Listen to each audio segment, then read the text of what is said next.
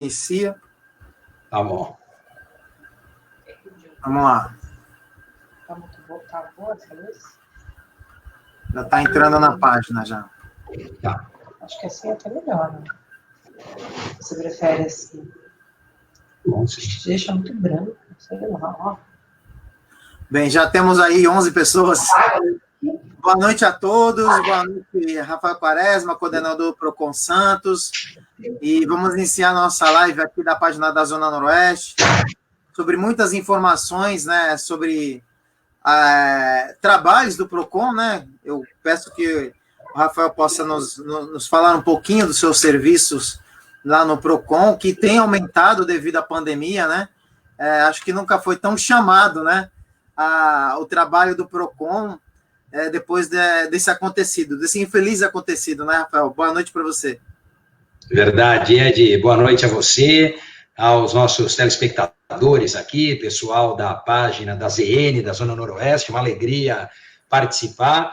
Você foi muito feliz aí na colocação, porque o Procon, mesmo fechado, continua trabalhando a todo vapor, né? Então, nós temos a equipe colocada de forma remota, à distância, mas recebendo as reclamações, orientando os consumidores, fazendo fiscalização. A única coisa que a gente ainda não conseguiu resolver são as audiências, que eram presenciais, foram paralisadas na segunda quinzena de março, e a gente ainda não conseguiu retomar. A gente até tinha ensaiado um retorno, mas, enfim, com essa prorrogação da quarentena, esse cenário de pandemia, a gente segurou, e agora, com o retorno das atividades, a gente deve voltar com algumas das audiências, mas nesse período a gente aproveitou para criar as teleaudiências e vamos fazer as audiências à distância. Então, o consumidor faz a casa dele, o conciliador também fica remoto e o fornecedor faz de onde estiver, garantindo a segurança de todos. Assim a gente consegue desafogar essas audiências do Procon. Mas estamos aí à disposição. E essas audiências, me fala um pouquinho sobre ela. Ela geralmente, sempre um lado acaba prejudicado, mas a maioria das vezes, como sai o resultado dessas audiências? Olha, a gente no Procon tem uma resolutividade, a gente soluciona ali 80% das reclamações. Então, se a gente colocar de cada 10 reclamações, 8 pelo menos a gente resolve. Claro que a gente gostaria de resolver todas, né? Mas, muitas das vezes, isso não é possível, às vezes até por conta do consumidor, na maioria das vezes, por uma intransigência do fornecedor. Mas, no índice de resolutividade, no grau de satisfação, a gente trabalha ali num percentual que é bastante interessante, de 80%, resolvendo essas demandas dos consumidores, dos temas mais variados, de produto, serviço, banco, telefonia, enfim, agora tem escola, plano de saúde, tem a escolher lá. O que não falta são temas envolvendo os consumidores. Vamos para uma pergunta que muita gente está fazendo para a gente, é sobre as escolas particulares, né? Existem as cobranças, existem os descontos de algumas escolas estão dando, isso vai de cada empresário, cada dono de escola, cada dono de curso, né? Como que o Procon pode interceder nessa forma? Bom, boa pergunta, porque a gente tem sido muito demandado nesse período por conta de pais, alunos ou consumidores, né, se a gente pegar o ensino superior, que tem essa dúvida, tem esse questionamento e fazem ao Procon. O que aconteceu rapidinho desde o início, ali meados de março, quando começou essa situação, até porque a gente tem agora, porque já se vão quase 3 meses, e houve também uma atualização dessa orientação, já que no início muito se falava da manutenção do contrato, ou seja, dos pais continuarem pagando integralmente as mensalidades, das escolas terem a possibilidade de reporem essas aulas, por exemplo, nas férias. Muitas anteciparam o calendário escolar, deram férias aos alunos em final de abril, início de maio, outras anteciparam agora para final de maio, início de junho, e a situação não volta à normalidade. Aliás, se diz, inclusive, que para o segundo semestre, talvez a coisa siga dessa maneira, né? Saiu ontem até a portaria do MEC autorizando, deixando a cargo das escolas, mas autorizando o ensino remoto até o final do ano. Então, veja que é uma situação que a gente imaginava enfrentar e superar em 1 mês, 45 dias, talvez 2 meses no máximo, a coisa se arrasta por 3 meses e não tem uma luz no fim do túnel falando em relação às escolas. O que a gente fez já em maio como uma orientação administrativa do PROCON? 3 possibilidades para trabalhar desconto de escola. A primeira delas, quando os pais tiverem uma perda de rendimento. Pai que perdeu o emprego, que é autônomo e não consegue manter o seu orçamento, enfim, que está passando por momentos difíceis, e infelizmente muitos estão, esses pais devem levar essa informação ao conhecimento da escola e solicitar à escola uma análise individualizada do caso dele, né? Isso deve ser tratado reservadamente, de forma isolada, caso a caso, e verificar com a escola qual é a política da escola. Dá um desconto, suspende a cobrança, parcela mais adiante, enfim, a escola, pelo menos todas, têm acenado com alguma alternativa. Esse é o primeiro ponto. O segundo aspecto é de a possibilidade do desconto em razão de eventuais economias que a escola está fazendo nesse período. Por que eventuais economias? Porque a gente sabe que o consumo de água não está igual, o consumo de luz não está igual, produtos de limpeza não estão, enfim, a escola não está sendo utilizada. Então, é claro que isso gera uma diminuição nos gastos. Mas a gente precisa também lembrar o consumidor que a escola pode, sim, ter diminuído gastos de um lado, mas pode ter contraído novos gastos de outro, gastos que não estavam no cronograma, no planejamento no início do ano. Eu me refiro, por exemplo, a plataformas digitais, suporte de TI, gastos que a escola não tinha e que ela passou a ter por conta das aulas online, das aulas remotas. Então, eu tenho que ver quanto que diminuiu e se aumentou, quanto que aumentou. Um outro ponto, ainda nessa segunda hipótese de desconto, é verificar a inadimplência, né? O inadimplemento de consumidores. Como a gente falou antes, na primeira possibilidade dos pais pedirem desconto porque não conseguem pagar a escola deixa de arrecadar algum valor, ou certo valor, que ela contava no seu orçamento também. Então, às vezes, diminui a despesa, mas, por outro lado, diminui a receita. É importante que a escola faça essa comunicação aos pais e de uma forma muito clara, transparente, abrindo o que a gente chama ali das planilhas de custo, né? Elas já fizeram isso com o PROCON no final do ano, início do ano.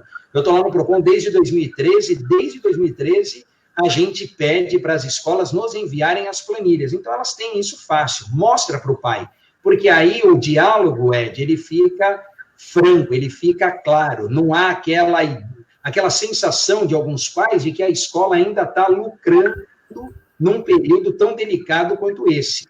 E é isso que a gente não quer, nem que a escola tenha um prejuízo, nem que a escola tenha mais lucro. O momento não é para isso, o momento não é para ganhar mais, o momento é para tentar ultrapassar, não é?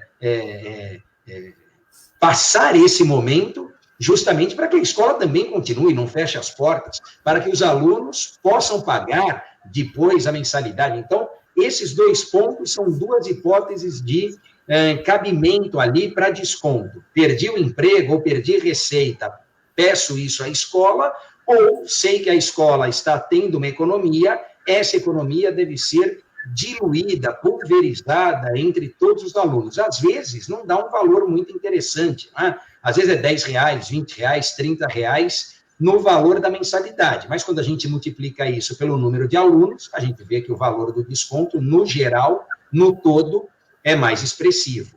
E uma terceira e última possibilidade, Ed, essa é a mais discutível de todas, é a que dá mais interpretações, assim, tanto para a escola quanto para os pais, é a possibilidade de se pleitear o desconto por um serviço prestado à distância, online, e que a escola, por mais diligente que seja, por mais eficiente que seja, ela não consegue, à distância, prestar o mesmo serviço que ela prestava em sala de aula. Por quê? Porque na sala de aula eu tenho a professora, eu tenho a auxiliar, eu tenho a ajudante, que dão conta daquelas 10, 15, 20 crianças que estão em sala de aula. Hoje, quem está fazendo isso? Um responsável, não é? Um adulto, pode ser o pai, pode ser a mãe, um avô, a avó, enfim. Mas o fato é que houve uma transferência desse encargo, dessa responsabilidade, para alguém que não faz parte da escola. E aí, esse alguém também pode ter os seus afazeres, está em home office, está trabalhando, o computador, às vezes, é um só, tem que dividir com a criança, é difícil. Então, muitos pais têm levado essa situação particular, que não é de perda de receita. Vamos pegar, por exemplo, sei lá, funcionário público, não é, que não teve impacto, não sofreu redução de salário. Então, ele não vai pedir desconto porque ele teve redução de salário. Graças a Deus, ele não teve. Ele não vai pedir desconto pela economia que a escola gerou. Às vezes, ele até abre mão. Eu vi pais, Ed, que fizeram isso em relação a outros que estavam numa situação financeira mais delicada. Falaram, olha, quanto que é o desconto? É R$40. Não precisa, o meu desconto eu passo para o pai da aluna tal, do aluno tal, que eu sei que está numa situação mais delicada.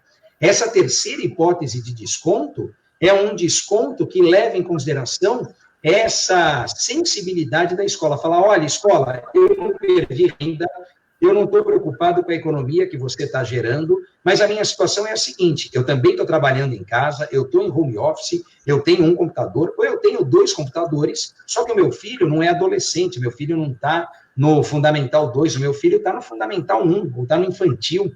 O meu filho não consegue ficar sozinho, não adianta ele ficar sozinho em frente ao computador, que ele não faz as atividades. Alguém precisa, né, auxiliá-lo ali, tutelá-lo, enfim. Então, eu estou fazendo isso. Eu preciso agora, escola, que você me dê um desconto. E a gente tem sempre incentivado, em qualquer uma dessas possibilidades, Ed, o diálogo dos pais com a escola. E, quando necessário, com o auxílio do PROCON. Nós temos, sim, recepcionado muitas reclamações de pais registrando reclamação conosco e solicitando justamente essa intervenção para que prevaleça o bom senso. A gente não quer nem que o pai tenha uma vantagem, nem que a escola tenha uma vantagem. A gente quer que cada um entenda o papel do outro, ali, a situação do outro, e encontre um denominador comum.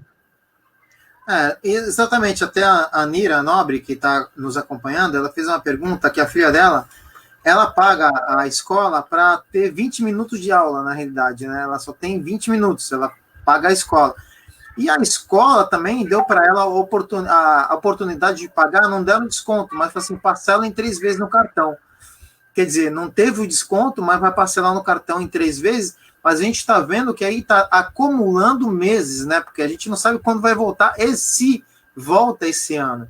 A gente está numa incógnita. Exato. Olha, ali a questão da Anira, que é de muitos outros pais, e que até essa falta de diálogo, Ed, ela acabou dificultando, ou atingindo, vamos assim dizer, atingindo de forma mais séria, mais severa, as escolas de ensino infantil. Como até os 4 anos não há obrigatoriedade, por força de lei, da criança estar matriculada, muitos pais que tinham as crianças na escola até... Às vezes, mais por vontade dele, pai, do que pela própria criança, eu colocava o filho na creche, no berçário, na escola infantil, porque eu precisava trabalhar, não tinha quem ficasse com a criança, colocava na escola. Então, às vezes, a criança ia até mais por necessidade do pai do que por vontade dela mesma. Quando aconteceu essa suspensão, e o ensino infantil é um exemplo de que essa educação à distância não dá, né, para o bebê, para a criança de 1, 2, 3, 4 anos, não tem atividade pelo computador que dê jeito, porque aí é mais necessário ainda a presença de um adulto, de um responsável. O que muitos pais fizeram? Tiraram a criança da escola.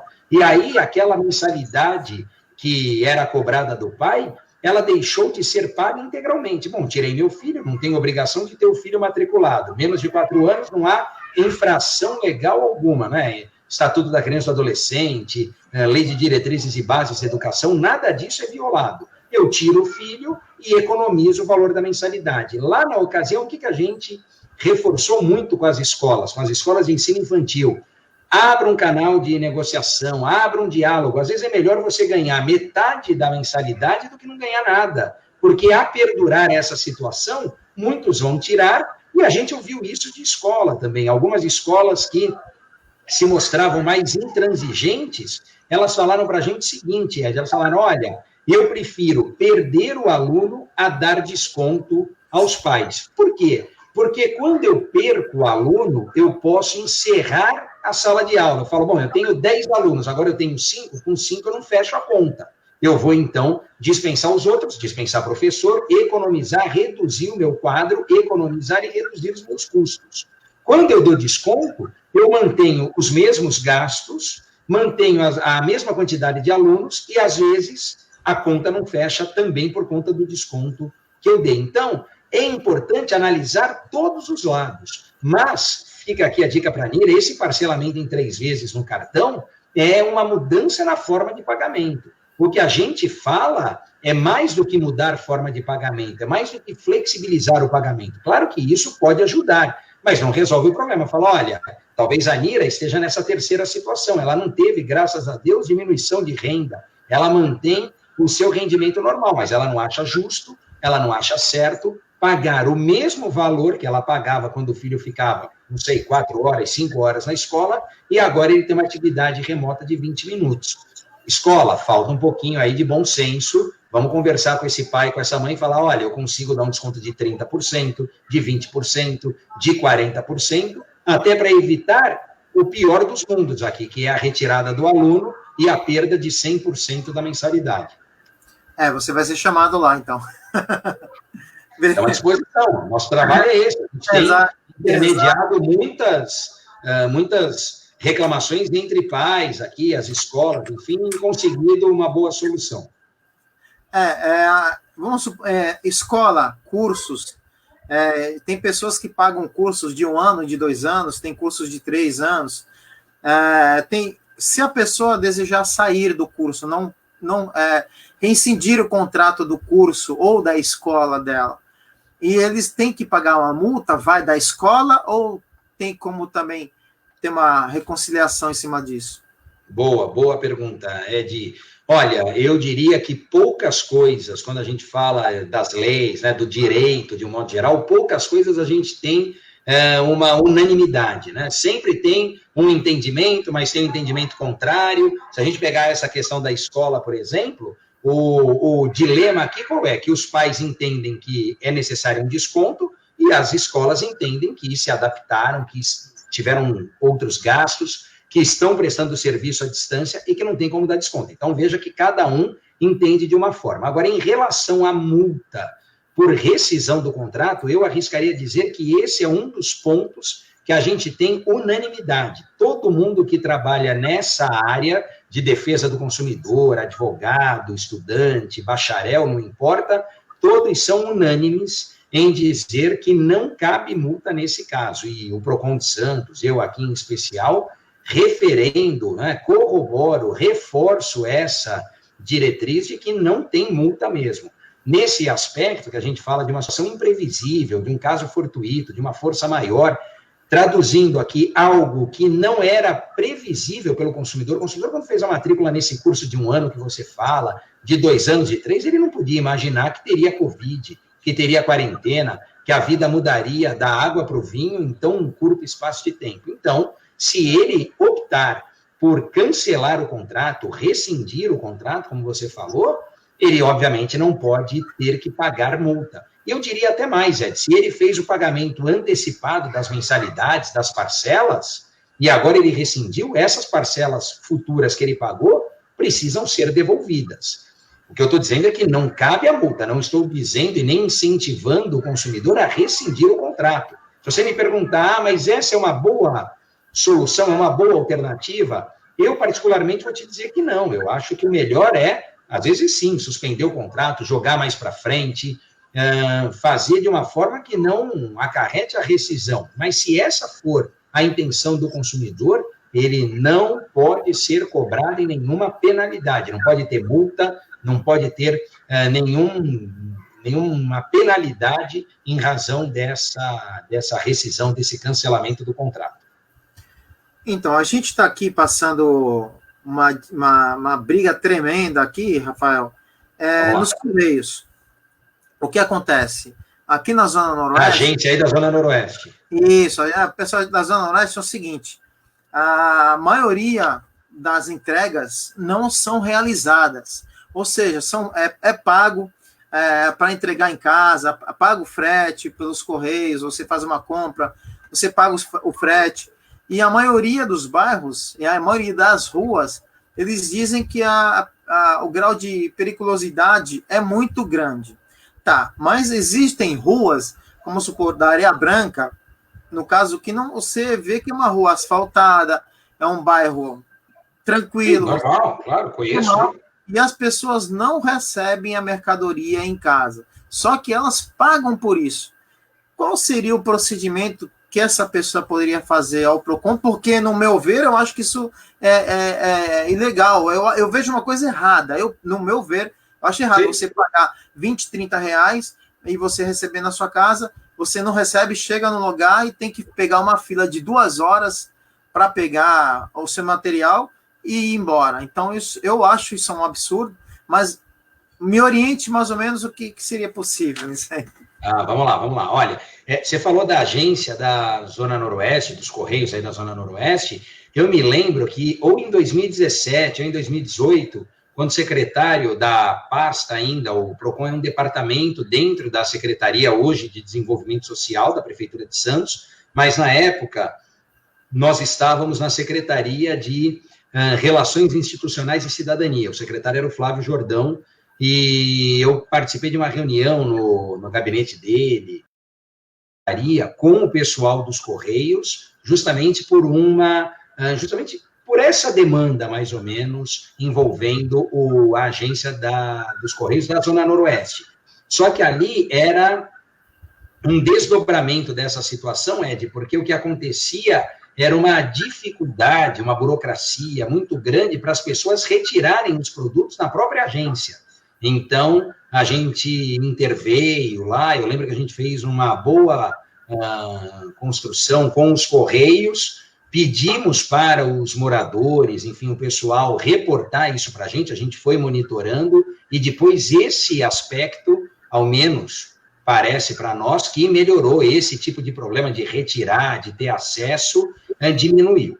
Em relação à sua colocação de que os consumidores são surpreendidos, pelo que eu entendi, é isso que acontece, eu estou lá no site da Submarino, Americanas, Extra, não importa, escolho um produto, compro o meu eletrodoméstico, eletrônico, aparelho celular, seja lá o que for, informo os meus dados, ponho o meu endereço, ponho o CEP e o site, inclusive, calcula o valor do frete. Então, a mercadoria é R$200, o frete é, sei lá, R$20. Então, eles me cobram R$220 e não me informam, aí está o problema, não me informam que naquela localidade, naquele site que eu informei, que é o do meu endereço, né, o meu código de endereçamento postal, lá o meu CEP, não se faz entrega. É área de risco, é área não coberta, não importa ali a justificativa. O que importa é que eu preciso ter essa informação antes.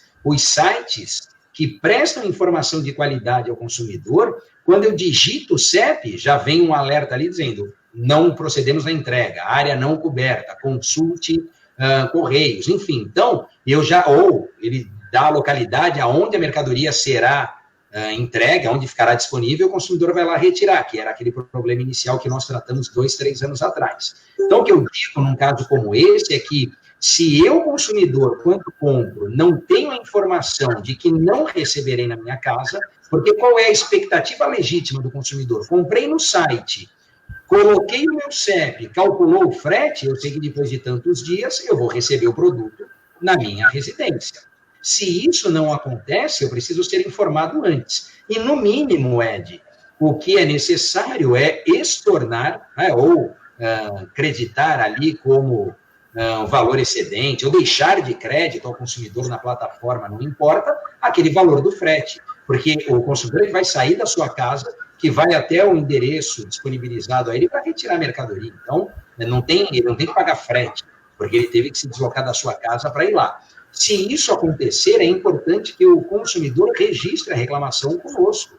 Aqui no Procon de Santos, a gente, acho que depois já vai falar dos canais, enfim, mas tem site, aplicativo, todas as plataformas aí à disposição para o consumidor registrar justamente de uma forma muito simples, ali, direta e objetiva. Olha, comprei no site tal produto, informei o meu endereço, calcularam o frete, paguei pelo frete, e só depois que a transação já tinha sido processada, recebi SMS do cartão, recebi SMS do fornecedor, o Extra manda, enfim, tudo certinho. Alguns dias depois é que eles me informam que eu não vou receber o produto na minha casa, que eu tenho que ir lá na agência retirar o produto. Então, o mínimo é que esse valor seja ressarcido, o valor do frete, né, da entrega, seja devolvido ao consumidor. O consumidor que está com esse problema, nos procure para a gente poder resolver. Então, mas aí no caso, eu compro no Mercado Livre, muita gente compra no Mercado Livre. Okay. E lá tem, e o que vem pelo Sedex. Nesse caso, você chega lá, porque até a Lívia está falando assim, a pessoa que mora no Bom Retiro, um bairro, um dos melhores bairros, que é Santa Maria e Bom Retiro, Vila São Jorge, são um dos melhores bairros que tem na Zona Noroeste, e a pessoa não recebe a mercadoria, do Sedex, porque você comprou no Mercado Livre, não recebe. Então, a orientação é que essa pessoa vá no Procon, ou pelo aplicativo, ou pelo site, denuncie o correio ou a empresa. Isso.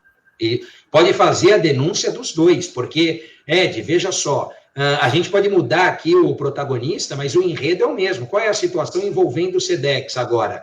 Eu tive a informação de que receberia na minha residência, quando eu coloquei o CEP, e depois que eu faço a compra no Mercado Livre, eu usei outros exemplos, mas pode ser Mercado Livre, pode ser Mercado Pago, não tem problema. Depois que eu faço a compra, que eu pago o frete, eu recebo a informação de que o produto não chegará na minha residência. Veja que a minha negociação direta é com o Mercado Livre ou com o Mercado Pago. Então, a minha reclamação será endereçada ao Mercado Livre, ao Mercado Pago, via Procon. Pode colocar também o correio, o Sedex, pode também. A gente fala sempre do fornecedor, porque lá no direito do consumidor e na relação de consumo, a gente tem o que a lei chama de solidariedade. O que é essa solidariedade? Não importa quem eu vou processar ou quem eu vou reclamar, desde que tenha participado da relação de consumo. Então, nesse caso, eu fiz pelo site do Mercado Livre ou do Mercado Pago, eu passei os dados para o Mercado Livre ou para o Mercado Pago, então eu vou direto no Mercado Livre e Mercado Pago. Pode ser que ele me restitua o valor e depois ele vá se acertar lá com o correio, com o Sedex, mas aí, como a gente diz, é um problema deles, eles são grandes, né? Você pegar o poder que tem Mercado Livre, Mercado Pago, Correio, Sedex, não dá para comparar com a força do consumidor. Então, deixa eles lá se acertarem, consumidor registra a reclamação no Procon, pode ser contra o Mercado Livre, Mercado Pago, pode mencionar o Correio, Sedex, não tem problema, aí a gente toca. E uma pergunta, esse dinheiro vem para a pessoa novamente? É ressarcido ou não? Sim, é isso que tem que acontecer. E isso é o mínimo, não é? Porque a gente poderia até falar aqui, Ed, de outros dissabores, de outros problemas. Às vezes, consumidor que compra pela internet, não por causa da pandemia. Claro que nesse período, quem não comprava passou a comprar, quem já comprava, compra mais. A gente sabe disso tudo. Mas vamos imaginar um consumidor, por exemplo, que tem alguma dificuldade ali na locomoção, tem uma locomoção mais restrita, enfim, ele é difícil sair, não sai. Então, ele compra justamente por uma necessidade sua, para facilitar o seu dia a dia. E aí, depois, ele é surpreendido com essa informação de que tem que retirar o produto em determinado lugar. Então, assim, o mínimo, não é? Por isso que eu falo, fica até barato para o fornecedor. Devolver, no meu exemplo, lá os R$20 do frete, 30, 10, 50, isso é o mínimo para aquele fornecedor que tem também o mínimo de consideração com o seu consumidor. Imagina um consumidor desse que tem uma mobilidade reduzida, ele poderia, por exemplo, falar, olha, tudo bem, eu quero os R$20 do frete que eu gastei, que vocês me cobraram aqui, não me entregaram, só que eu vim para cá de Uber ou de táxi e gastei mais 20, então você precisa me devolver 40, não 20. E ele tem razão? Tem razão, porque esse gasto que ele contraiu por conta daquela informação não prestada no site. É diferente, Ed, a gente aqui não está querendo fazer benevolência com o consumidor, tratar o consumidor de coitadinho, não é isso, não.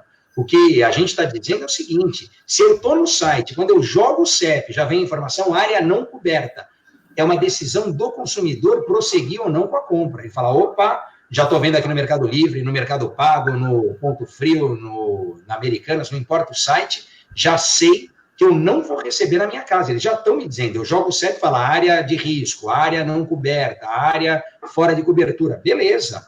Eu decido se eu vou continuar e vou retirar a mercadoria em outro lugar, ou se eu paro por ali e vou buscar algum site que me entregue o produto na porta de casa.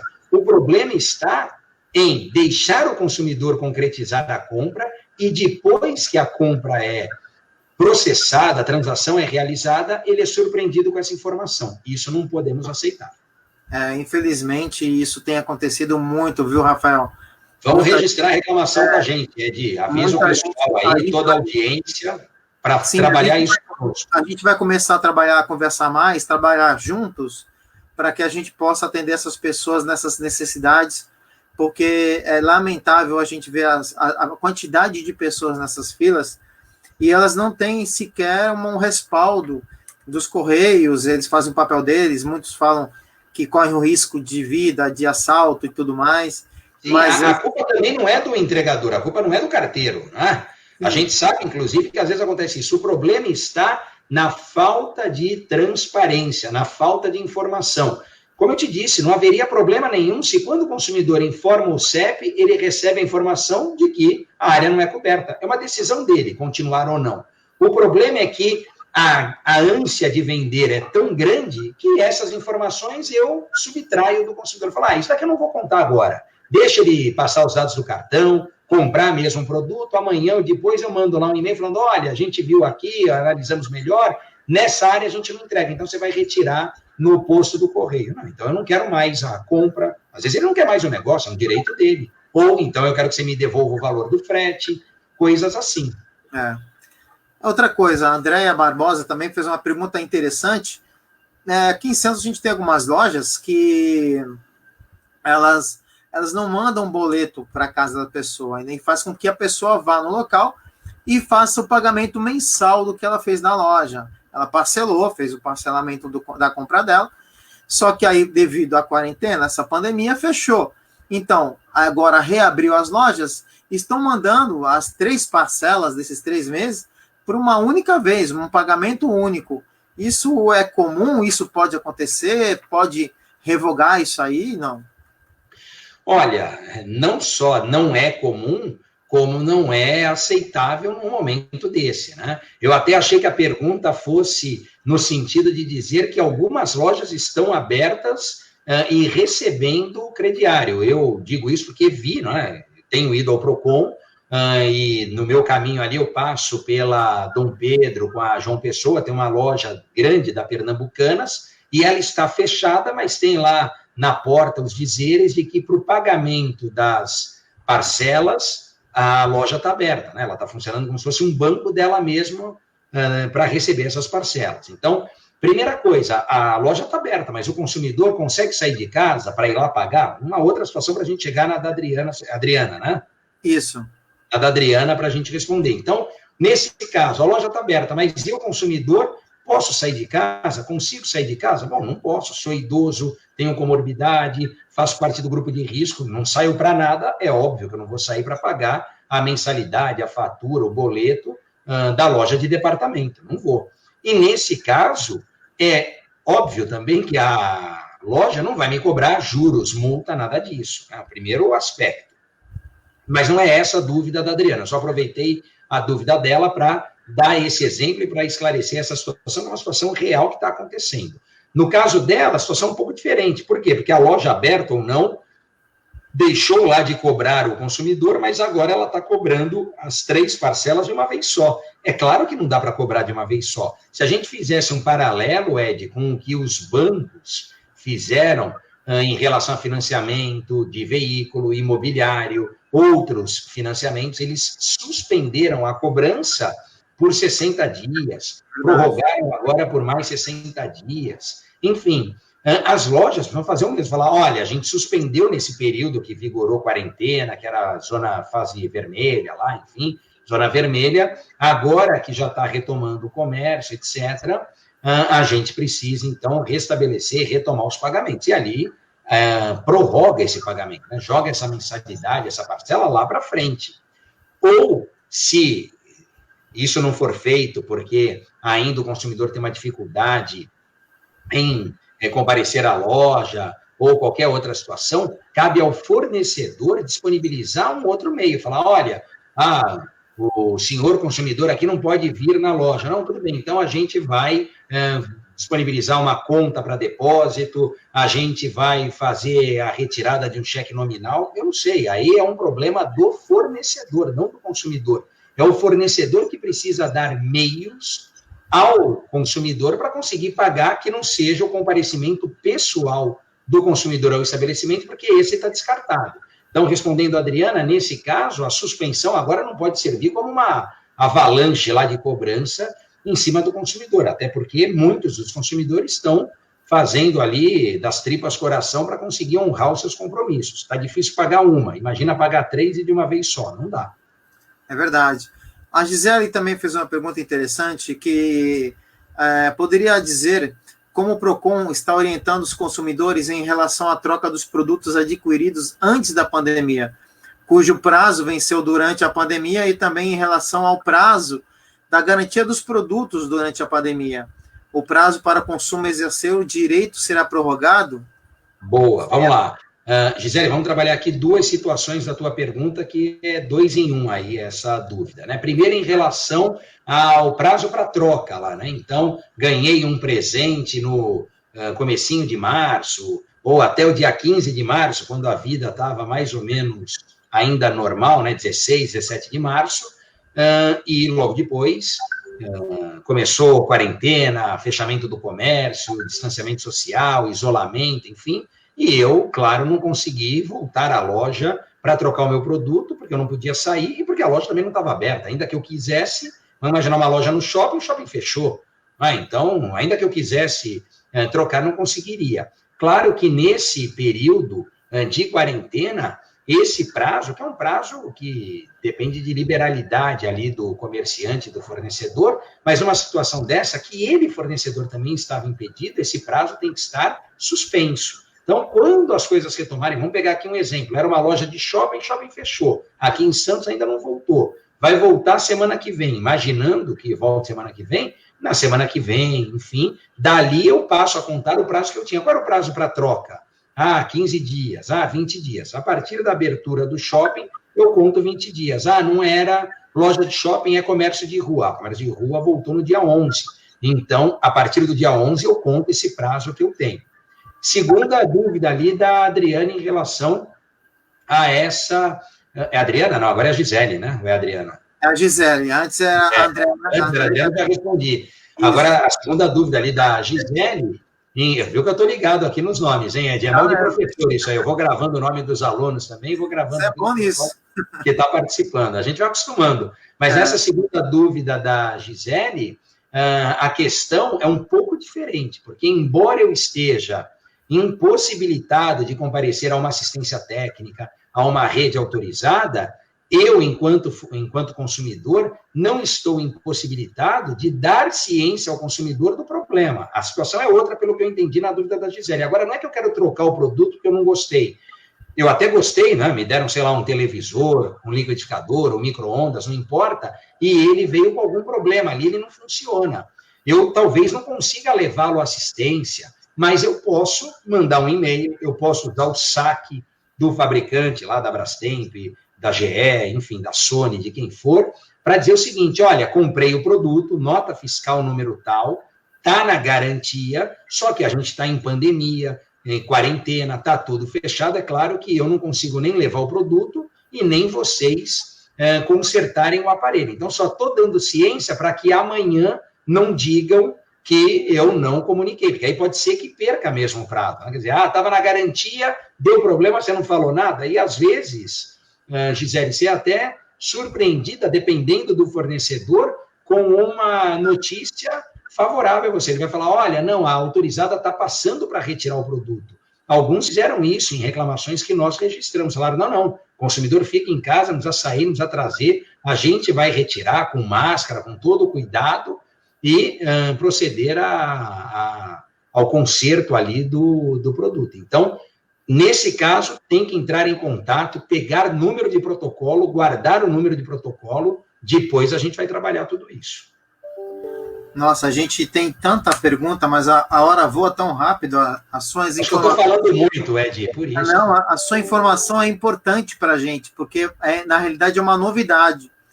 A Zona Noroeste tem 130 mil pessoas que moram aqui, e a gente está tendo hoje uma atenção especial, né? A gente sente esse carinho, essa atenção especial sua com a gente.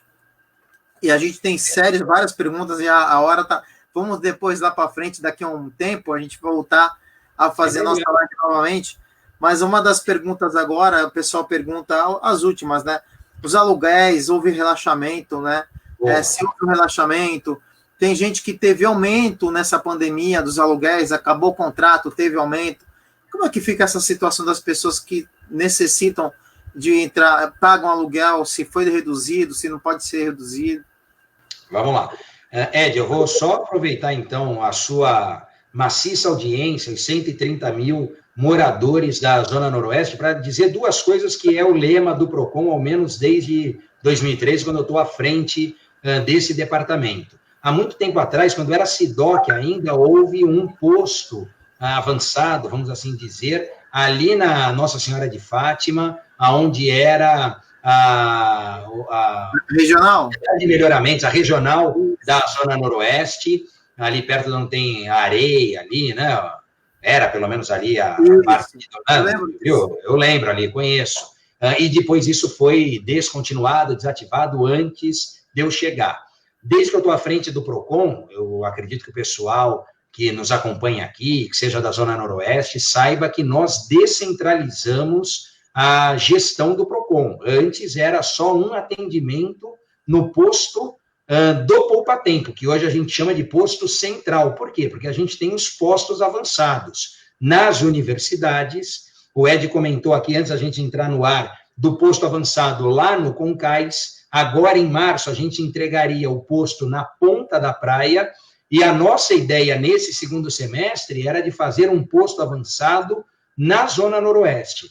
Qual é a nossa missão lá à frente do PROCON? Levar esse serviço, que é um serviço de cidadania, às pessoas. E a gente precisa ir onde tem consumidor, onde tem pessoa, onde tem cidadão, tem consumidor. Então, a nossa ideia, se tudo for possível, né, se as coisas voltarem ao normal, nesse segundo semestre, é reativar ou implantar um posto avançado do PROCON na Zona Noroeste. Se não for possível nesse segundo semestre, que seja uma missão aqui de quem seguir à frente do PROCON, enfim, ou se eu lá estiver, de levar o posto avançado do PROCON para a Zona Noroeste. Mas enquanto a gente não tem um posto avançado, Ed, a sua página aqui, e eu me coloco à disposição para levar essa informação, porque às vezes a gente acha que a notícia ela é do conhecimento de todos, e nessas horas a gente vê que aquilo que a gente sabe, muitas pessoas ainda desconhecem. Então, não adianta a gente saber, a gente precisa transmitir o que a gente sabe para quem não sabe. Aí a gente melhora a sociedade como um todo, o mercado de consumo. Então, eu fico aqui à disposição e aproveito rapidinho, já para responder sobre os aluguéis, para falar do canal do Quaresma, do podcast lá do Quaresma, que são dicas de consumidor. Então, quem tem Spotify, streaming, enfim, vai lá, põe canal do Quaresma. Toda segunda-feira, Ed, tem novo vídeo, nova gravação, falando e passando dicas para o consumidor. E no Instagram, Rafael Quaresma, tem lá, eu respondo dica do PROCON, um monte de coisa. Quem está aqui, se tem Instagram, eu não tenho Facebook, mas no Instagram, pode adicionar, pode seguir, que eu respondo a todos os stories, tem um monte de dica de informação para trabalhar direito do consumidor. E essa pergunta, Ed, sobre aluguel, ela não é propriamente de relação de consumo, mas a gente tem recebido muitas dúvidas envolvendo isso. Eu digo que não é relação de consumo porque é uma relação específica, lá de locador e locatário. Tem uma lei própria que trata disso. Seria uma relação de consumo se eu tiver entre o locador e o locatário, ou a imobiliária, a administradora, aí a gente caracteriza a relação de consumo. Mas, independentemente de ser ou não relação de consumo, é uma relação jurídica. Muitos inquilinos, locatários, estão tendo dúvidas sobre isso, e aquilo que a gente respondeu no início para a escola serve aqui como parte da resposta para a relação de locação. E qual é essa resposta? Um diálogo franco, um bom senso de locador e locatário, para que consiga trabalhar um equilíbrio, um denominador comum, um meio termo nessa situação. Tem lei obrigando a concessão de desconto no aluguel? Não tem lei. Tinha projeto de lei, se tramitou isso no Congresso, Câmara e Senado, mas a coisa não avançou. Então, se a gente pegar a lei, o artigo, o dispositivo que tratava disso, não foi adiante. Então, não adianta falar, tem lei. Não tem lei. Por outro lado, eu preciso verificar também qual é a locação, Ed. É uma locação residencial? Se for, eu preciso saber agora se o locatário foi impactado. Vamos imaginar que o locatário trabalha em banco, é médico, é enfermeiro, trabalha na saúde, ele está trabalhando até mais, às vezes está ganhando até mais. Então, preciso reduzir o aluguel dele? Talvez não, acredito que não. Nem ele vai pedir redução. Ele fala, bom, a minha renda está normal, estou até ganhando mais, o aluguel eu tenho que pagar, estou morando, estou usando o imóvel.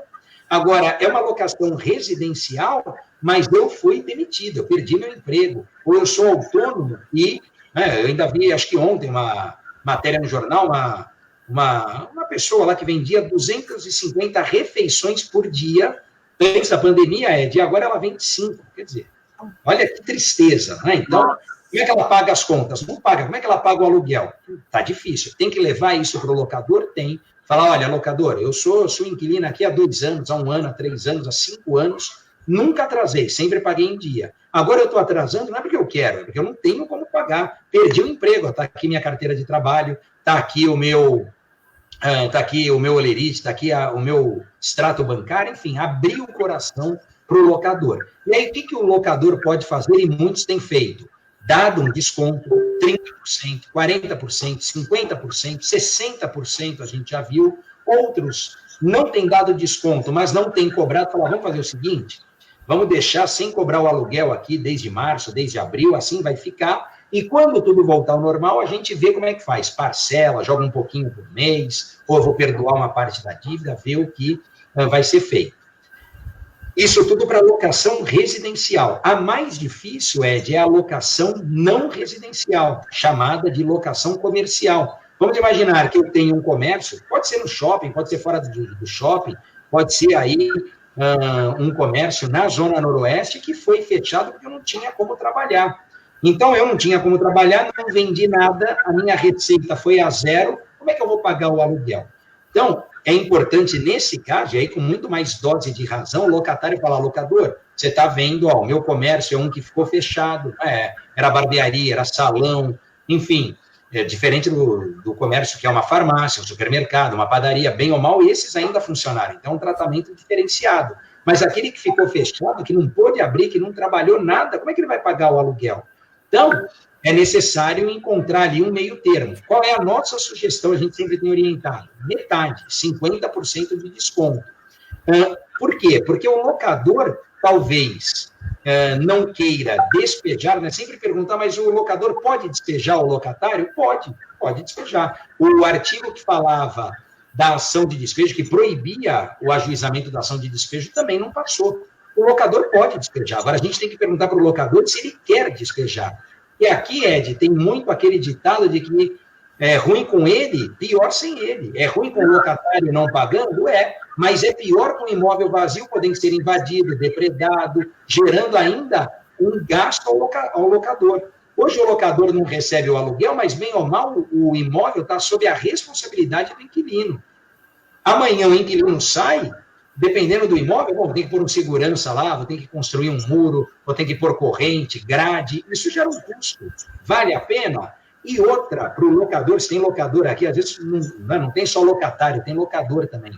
Às vezes, o locador que está ouvindo tem que lembrar o seguinte, eu vou gastar para despejar o meu inquilino, vou tirá-lo do imóvel, vou ficar com o imóvel vazio, será que eu alugo o imóvel imediatamente ou será que vai demorar para alugar? E outra, será que quando eu alugar, eu vou alugar pelo mesmo valor ou eu vou alugar mais barato? Porque tudo isso é prejuízo. Só muda a forma de prejuízo. Então, o locador ele tem que agir com a cabeça, racionalmente, verificar essa situação do locatário. Ninguém aqui advoga a ideia, né? Como a gente respondeu lá no PROCON, o locatário já estava atrasado, o cara não pagou aluguel de janeiro, fevereiro, veio a pandemia, aí ele aproveitou e falou, olha, eu não tenho como pagar. Bom, você não tem como pagar o de março, mas e o de janeiro, e o de fevereiro? Então, claro que esses que querem se aproveitar, não tem espaço para eles, não dá. Não é isso que a gente orienta. Agora, aqueles que são pontuais, adimplentes, sempre pagaram em dia, não estão pagando porque não conseguem, não é porque não querem, eles precisam de uma atenção especial do locador. Fica aqui os canais, né, o e-mail do PROCON, procon@santos.sp.gov.br, dúvidas, manda que a gente responde. O site do PROCON está lá no portal da prefeitura, só clicar no ícone PROCON, já abre o site, pode falar conosco. No Instagram tem o meu perfil, Rafael Quaresma, tudo junto, está aberto, pode adicionar, pode seguir, a gente responde. E se quiser dica de consumidor, tem o podcast do Quaresma, o canal do Quaresma, está tudo à disposição para a gente esclarecer, Ed. Rafael, muito obrigado. A gente gostaria de ficar mais tempo aqui com você. Ainda tem ainda tem um monte de pergunta aqui, mas nosso tempo é muito curto. As pessoas também têm algumas perguntas aqui no nosso canal, né, da página da Zona Noroeste. A gente está com 66 mil e quase 67 mil pessoas na nossa página da Zona Noroeste, abrangendo Parabéns. Não só a Zona Noroeste. Eu nunca participei de nenhuma live com tanto telespectador, hein, Ed? Muito bom. Parabéns para você. Obrigado mesmo. A gente também, futuramente, vamos fazer outras lives também, é interessante, para tirar mais perguntas das pessoas. Você viu que assunto tem aí? Dúvida o pessoal tem de monte. Tem. Ainda estão mandando perguntas. Você marcar, olha lá, só você marcar que a gente faz outra aí. Dá um tempo. Na semana que vem, acho que eu tenho com o pessoal do Senac, se eu não me engano. Mais para frente, quando você quiser, me avisa, a gente marca e esclarece. Aí só faz pergunta e resposta do pessoal para esclarecer e responder a maior quantidade de dúvidas possível. E a gente vai deixar também o canal aberto aqui, a gente vai conversando.